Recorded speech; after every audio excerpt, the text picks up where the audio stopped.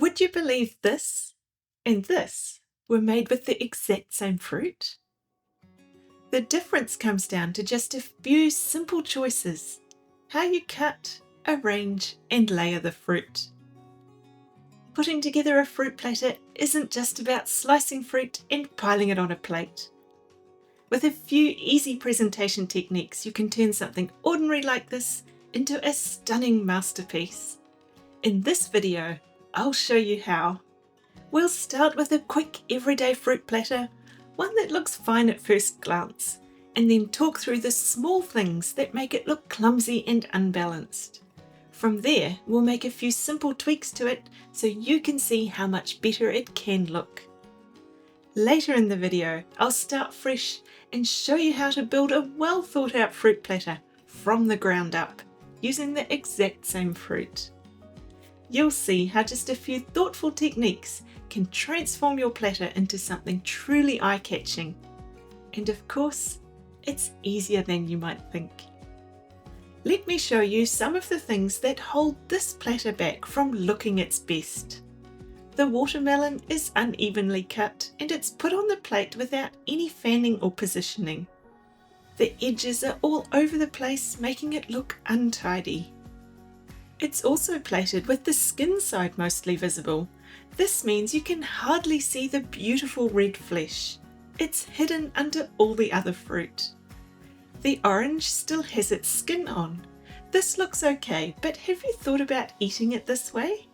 It's not super practical because the skin needs to be broken to get to the flesh, making it messy.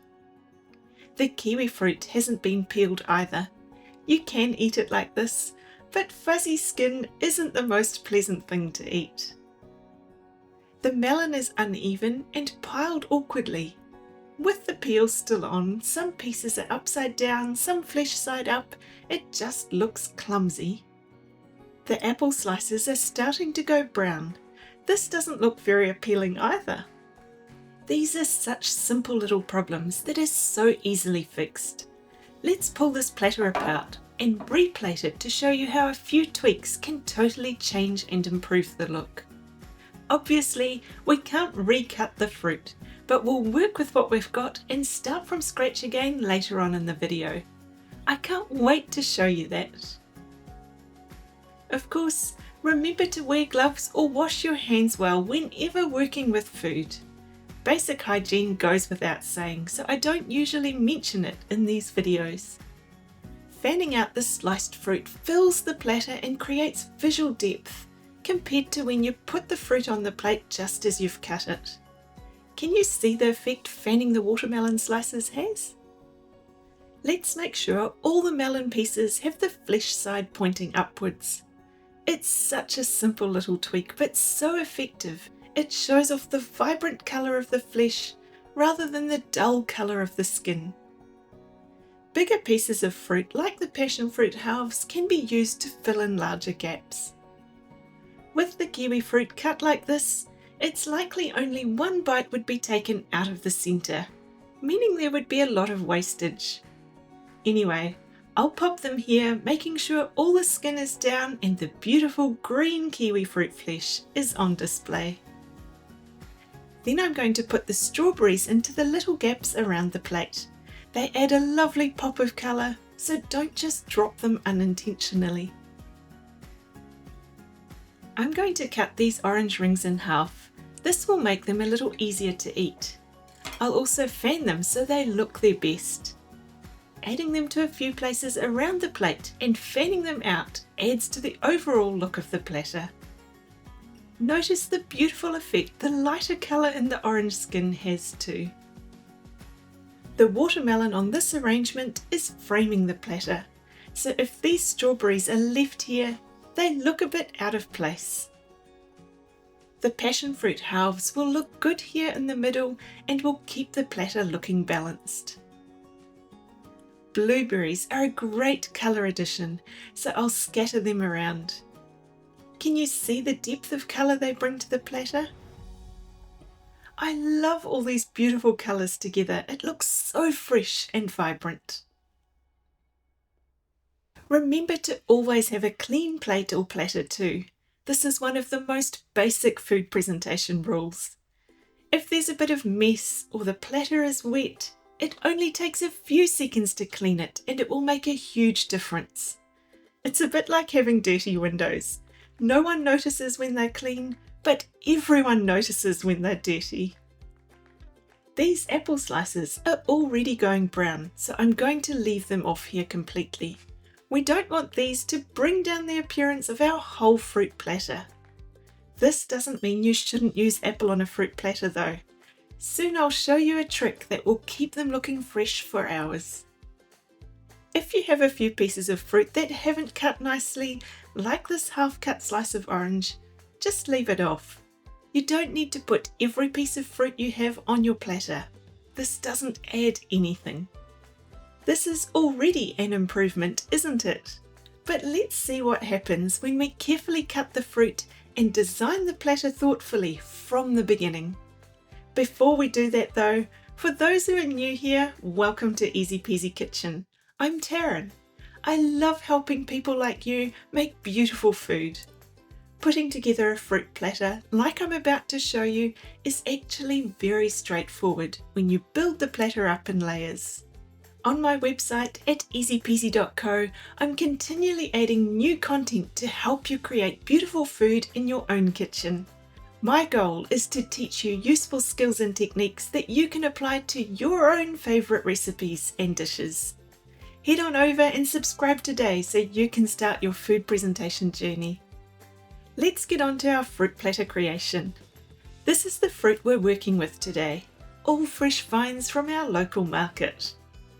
I've got a large wedge of watermelon, rock melon or cantaloupe, apples, some oranges, strawberries, passion fruit, kiwifruit and blueberries.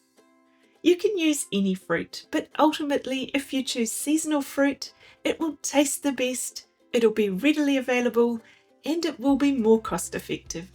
Today I'm going to make this arrangement on this large wooden paddle. I bought this one at the famous Queen Victoria markets here in Melbourne. I can't wait to use it for all kinds of different arrangements. Your platter or plate choice is important. The colour, shape and size can all have a big impact on your design. Let's think about the fruit we've got and how to best cut it for visual appeal and practicality. I often get asked where to start when you want to make a platter. My advice here is to start with the biggest fruit first. For us today, that's the watermelon. Slicing the watermelon thinly and evenly keeps things looking tidy. As I said, we're going to create an abstract design for this platter. But if you're new to fruit platter arrangements, often starting with a symmetrical design is easier. I've made another video where I create a fruit platter that has a symmetrical design. I'll link to that one at the end of this video. The watermelon is the starting point and foundation for this design. I'm positioning it with the skin side down so we can make the most of the beautiful red flesh. You can curve the line of watermelon while fanning it out to position it in any direction. Fanning really helps to fill the platter, doesn't it? These lines form the foundation of our platter. When making an abstract design, you're really making it up as you go along. In a nutshell, first you add the basic bones of the design, then you fill in the gaps, and then you garnish it. Now let's continue with the next biggest fruit, the rock melon. I'm going to cut off the top and bottom as this will give a sturdy base for peeling. A serrated bread knife is my go-to for peeling and slicing fruit. It's grippy and works well, especially through thicker skinned fruit. Try to follow the contours of the melon as you peel it to keep it rounded as much as possible. Be gentle as you scrape out the seeds, it will help keep it smooth and tidy. You can peel and de-seed your fruit the day before you arrange your platter. It keeps well covered in the fridge.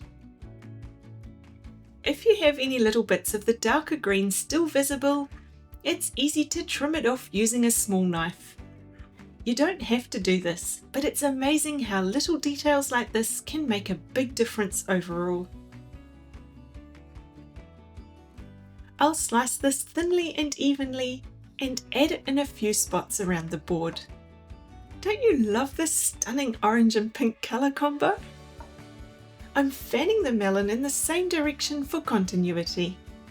As you add more fruit, the gaps become smaller and smaller. So that's another reason why it's best to start with the bigger fruit and work your way down.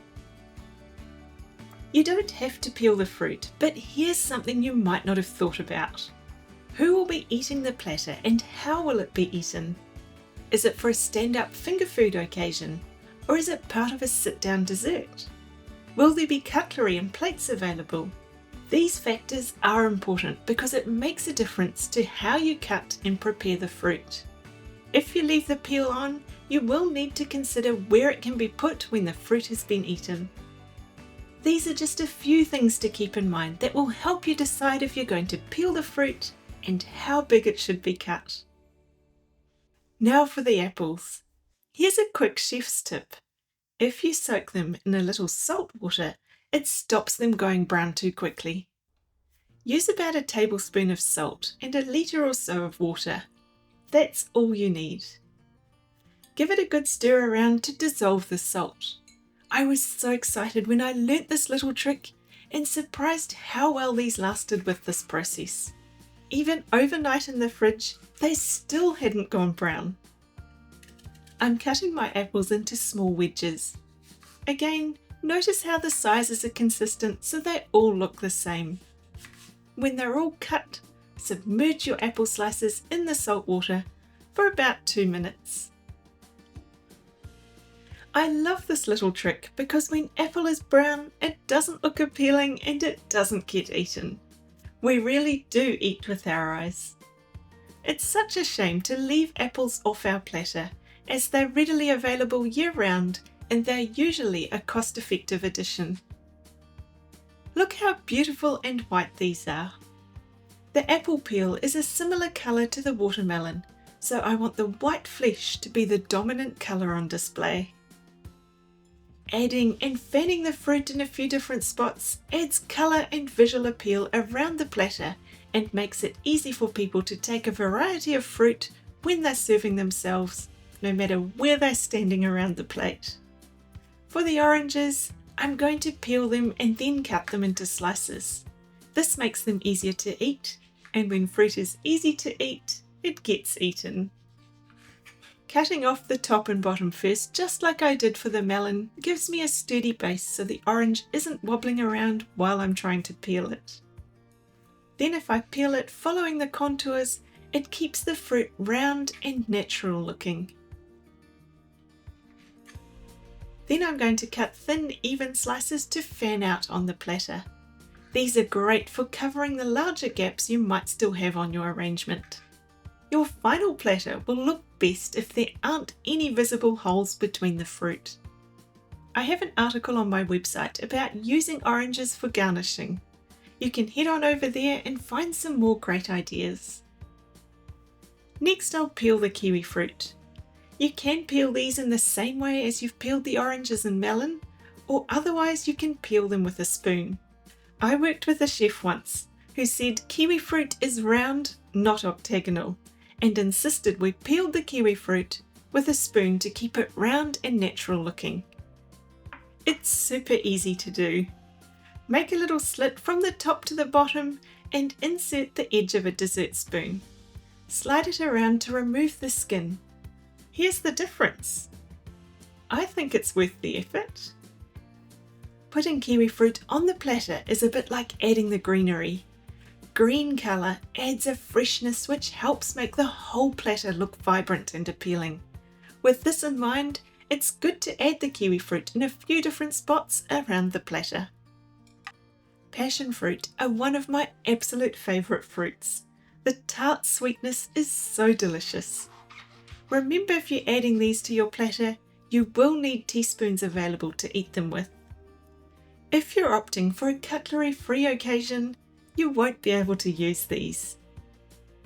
You can keep them in their little pairs on the platter, or have a few pairs and some single halves scattered around. Strawberries can be added whole, fanned, half fanned, or cut in halves. I love the internal colours that become visible when you cut them in half. The red and white patterns and the little green stalk, they're a perfect edible garnish. Scattered around the platter, they can add pops of colour all over. As a final edible garnishing touch, I'm going to scatter some blueberries around. Fruit platters really are a canvas for creativity, and being able to use fruit as the garnish is a win-win situation.